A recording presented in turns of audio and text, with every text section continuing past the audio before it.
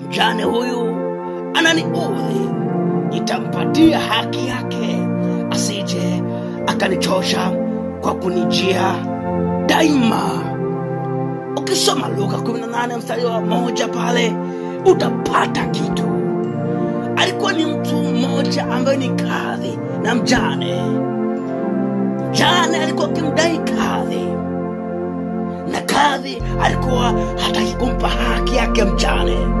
Lakini Biblia inasema yule mjane akawa ana desturi ya kuwa anagonga akimwomba haki yake usiku wa manane. Biblia inasema kwamba kwa sababu ya maudhi ya kugonga na kuombwa, yule kadhi alisema, nitampa haki yake kwa sababu ananisumbua. Nataka nikwambie, hakufika akalia, hakufika akatoa machozi, hakufika akapiga kelele, aliomba haki, alitamka. Watu wengi leo wamebaki na mahitaji yao, wamebaki na shida zao, wamebaki na haja zao, kwa sababu hawajajua skills za kumhitaji Mungu kutenda katika maisha yao.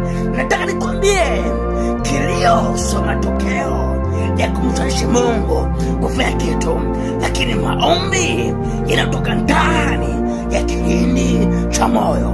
Ni matokeo yanaweza kusaidia kutoa matokeo mpaka Mungu akasikia majibu yako.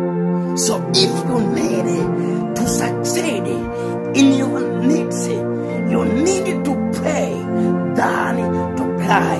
But I just advise you so you can take this case or you can leave this case. But I want to tell you, if you pray than to cry, God soon will answer you.